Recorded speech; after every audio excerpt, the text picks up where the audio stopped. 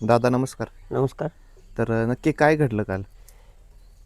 काल गाडी आपली गट नंबर 20मध्ये छान पळाली गाडी आणि नशिबानं आपल्याला साथ थोडीशी दिली नाही, त्यामुळे आपली गाडी 1 नंबर तासावरती आली. आणि 1 नंबर तासावरती गाडी आल्यानंतर आम्ही बैलं खाली झोपून नेली होती.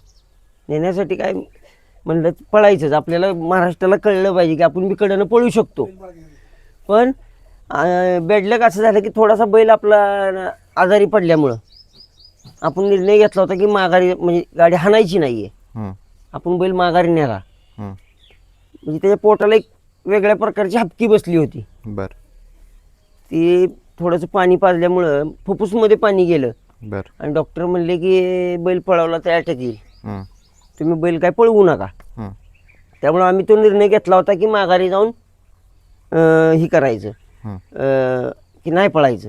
हं, आणि का अर्ध्या पाऊण तासानं तो स्वतः कवर झाला. हं, कवर झाल्यानंतर उकरायला लागला, हं, गाड्या पळून आल्या की उड्या मारायला लागला. म्हणून अक्कलकोटवाल्यांनी विक्रम भाऊ यांनी सांगितलं की काय नाही, बैल कवर झालेला आहे आणि महाराष्ट्र केसरीचं मैदान म्हणजे काय रोज नाही आहे, हिंद केसरी. हिंद केसरीचं. हं, त्यामुळं आपल्याला इथं सिद्ध व्हायचं म्हणजे हे हं, तर आपल्याला हे केलं पाहिजे, पळलंच पाहिजे. हं, मग म्हणलं चला की आपण 100% पळूया, हं, काय अडचण नाही आहे.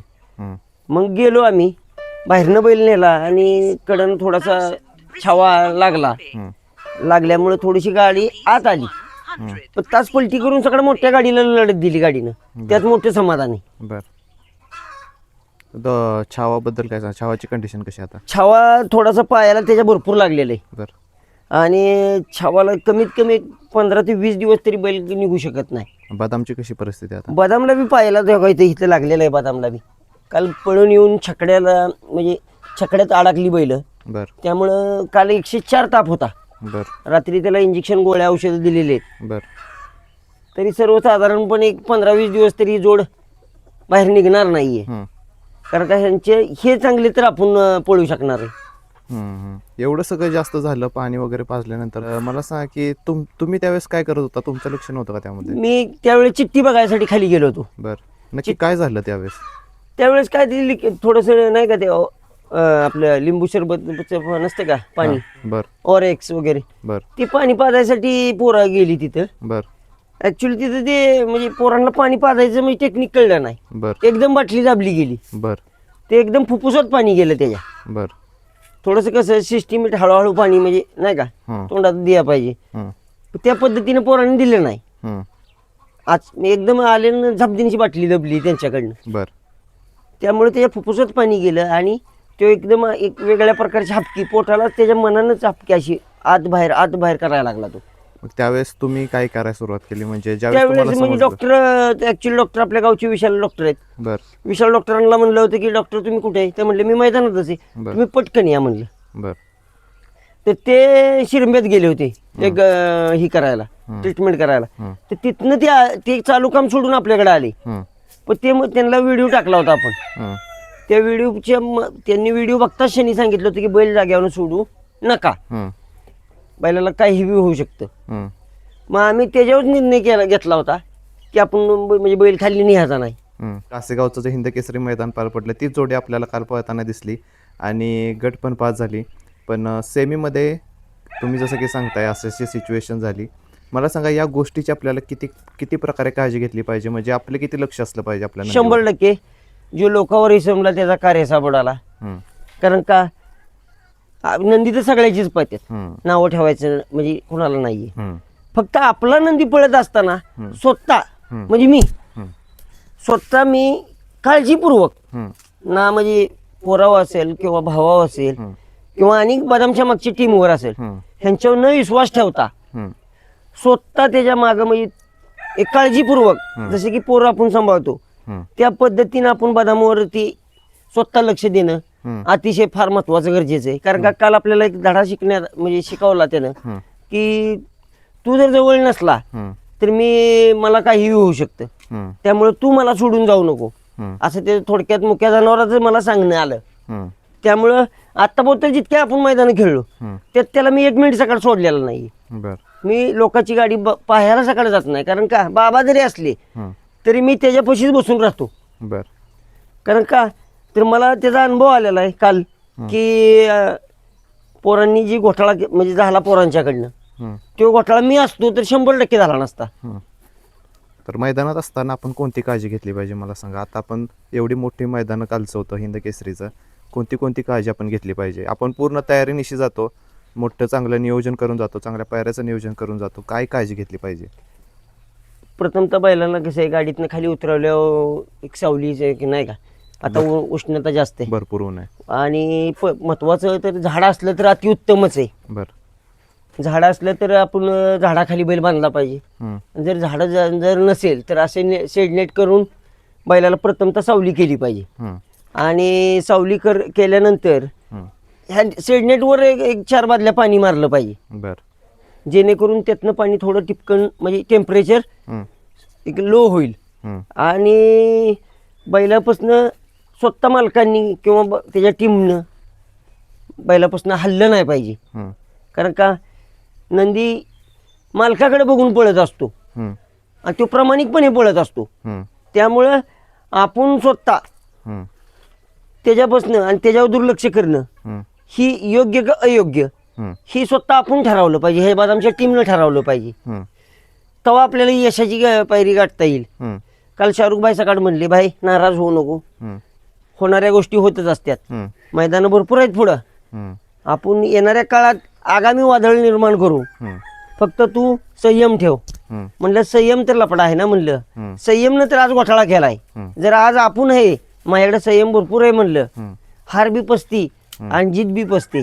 आपण कोणाला हरवायसाठी पळत नाही, आपण स्वतः जिंकण्यासाठी पळतोय. त्यामुळं म्हणलं आज जर मी त्याच्यापाशी असतो तर संयम हा तुम्हाला नक्कीच दिसला असता. म्हणलं फक्त मी नसल्यामुळं संयम बिघडला म्हणलं सगळा. संयम बोलायला चांगला वाटतो पण प्रॅक्टिकली संयमपणे माणूस वागत नाही ना. आता आपण बघतो की मैदान असताना भरपूर फॅन्स जवळ येतात, पण जे फॅन्स जवळ येतात त्यावेळेस आपण त्यांच्याकडे कसे लक्ष दिले पाहिजे. आता तुम्हाला काल सांगायचं, मी कोरेगावात एक 22 वर्ष नोकरी केली, करतोय अजून बी. आज कोरेगाव तालुक्यात म्हणजे सगळ्यांचं लक्ष लागलं होतं बदामवरती छावावरती.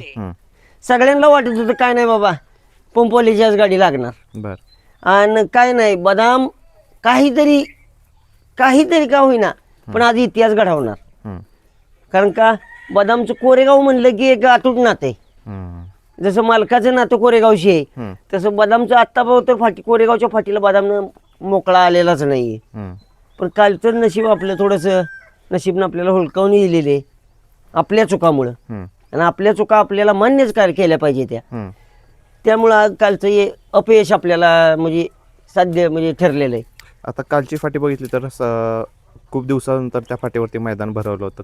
फाटीबद्दल काय सांगाल कालच्या फाटीवरती? तसं म्हणायला गेलं तर पहिलं महाराष्ट्र हिंद केसरी मैदान कोरेगावचं जुनं पारंपरिक ते मैदान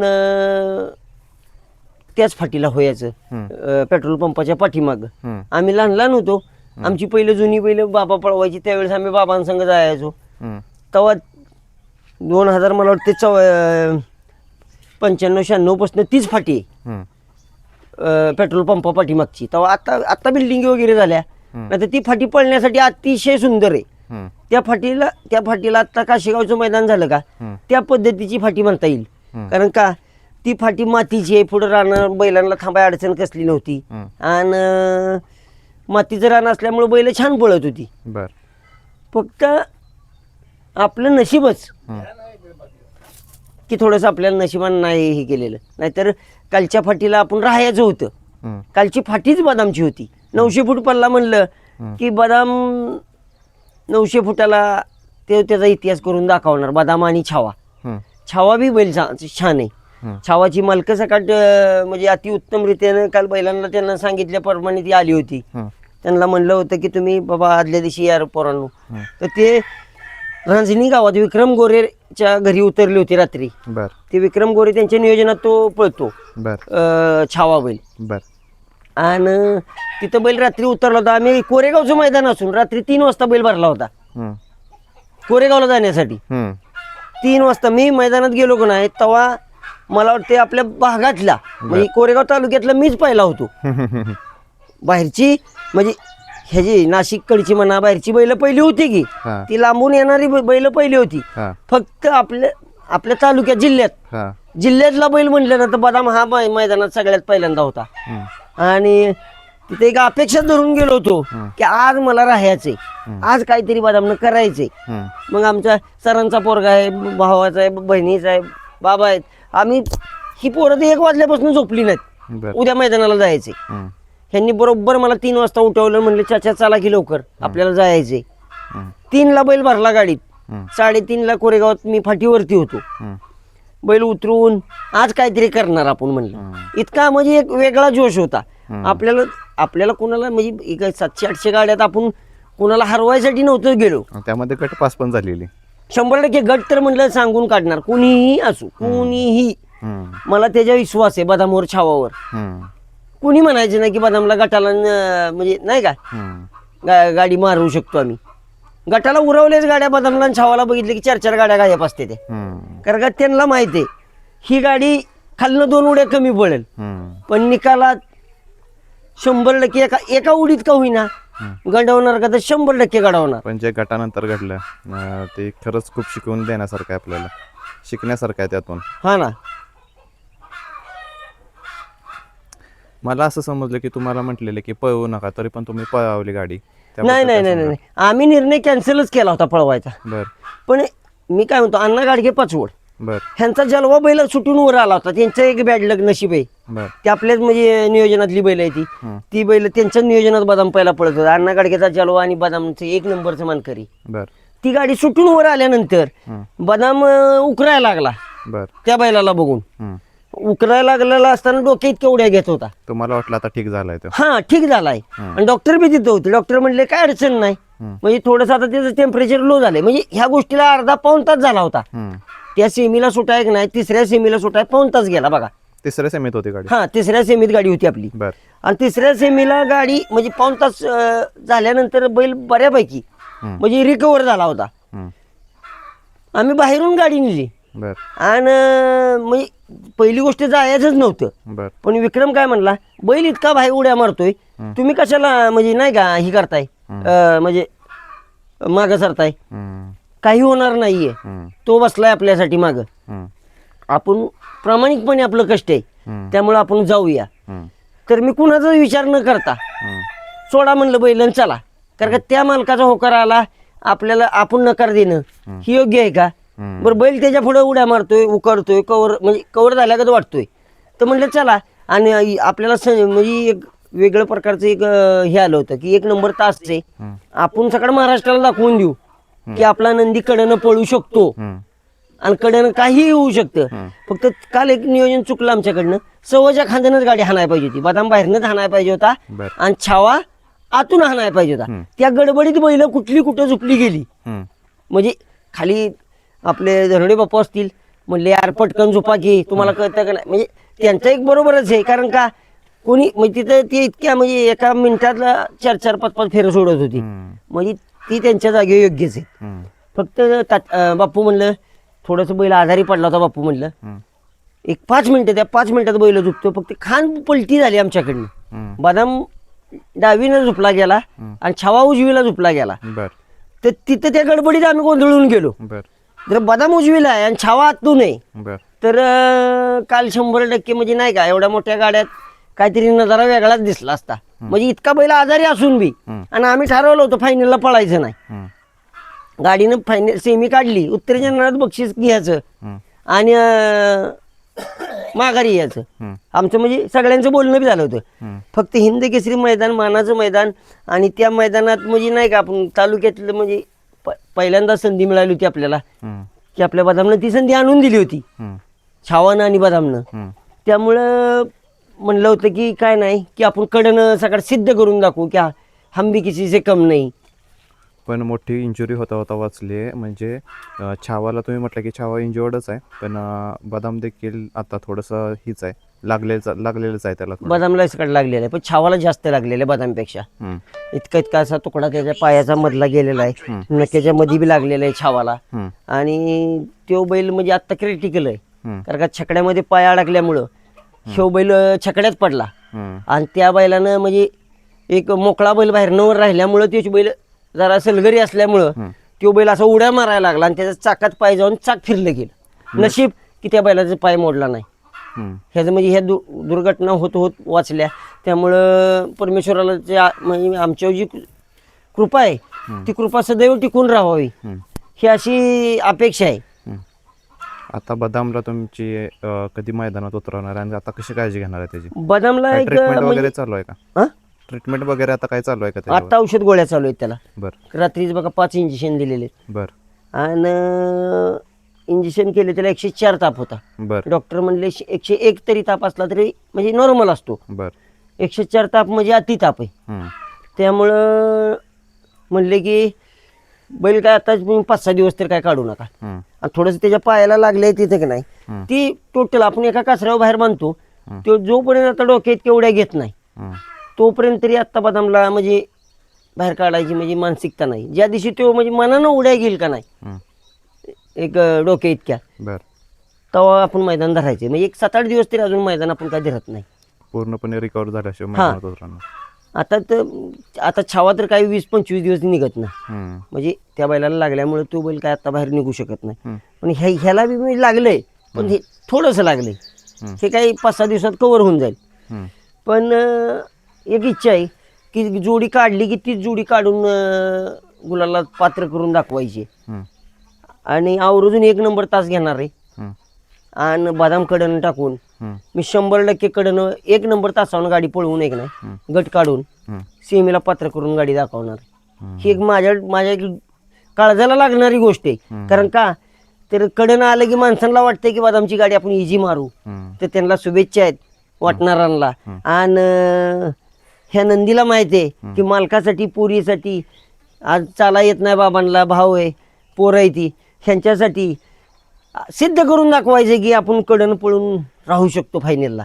त्यामुळं आवर्जून कडाची चिठ्ठी आली की मी त्या 1 नंबर तासावर गाडी हाणणारच आहे बदामची. हम्म, म्हणजे तेव्हा तरी लोकांना कळेल ना की हंबी किसीचे कम नाही, कड आली तरी चालतंय मला. हम्म, आणि जेव्हा जेव्हा कड येईल तेव्हा बदाम कडनच हाणणार, दोन्ही खांदी कडन हाणणार. काल आवर्जून मला वाटते 11-12 गुलाल झाली छावाची आणि बदामची. हम्म, आता मग तो बॅडलक आपलं गुडलक आहे की आपल्याला मधीच लागलं. पण काल सगळ्या उजव्याच खांदानं पडला बदाम. हम्म, पण काल अचानक हम्म, कुणाच्या गोंधळात म्हणजे गोंधळ काय कळलाच नाही, खान कुठला कुठे गेला. आणि बदाम डावीनं म्हणजे गाड्या म्हणजे बऱ्याच दिवसानं गाडी आपण उजव्या डाव्या खांदानं पळून सकाळी गाडी 2 नंबरला उतरते. ह्याचा अभिमान मोठा वाटला मला हम्म. आणि आनंद वाटला, जिंकल्यासारखं वाटलं. काय अडचण नाही, परत पुढे आपण बघूया, येणारा काळ असेल आपला. हम्म. चालेल दादा, तुम्हाला पुढच्या वाटचालीस खूप खूप शुभेच्छा. धन्यवाद तुम्ही आल्याबद्दल आणि तुमच्या यूट्यूबच्या टीमला आमच्याकडे मनपूर्वक शुभेच्छा. कारण का मोठ्याची नंदी घेण्यासाठी सगळे येतात, पण तुमच्यासारखे ऋषीभाऊ माणसं फार कमी आहेत. मोठ्यांच्या पशी बघा ढीग लागतो यूट्यूबरवाल्यांचा की नाही का, फोटो म्हणजे व्हिडिओ काढा, शूटिंग करा. त्यांचे व्हिडिओ इतके व्हायरल होतात की काय बोलाय नको. पण गरिबाच्या नंदीपशी एकमेव तुम्ही म्हणजे न सांगता फोन करता, म्हणजे तुम्ही आल्याबद्दल तुमचे मनापासून तुमचे आभार आहे. आणि तुमचे आभार करायला इतके कमीच आहे. आणि तुमचे जितके बी लोकांनी व्हिडिओ बघतील त्यांनी लाईक करा, सबस्क्राईब करा आणि बदामला ही करा, काय म्हणतात त्याला, प्रोत्साहन करा. चालेल हीच दादा. अपेक्षा आहे. चालेल दादा, धन्यवाद. Okay, thank you.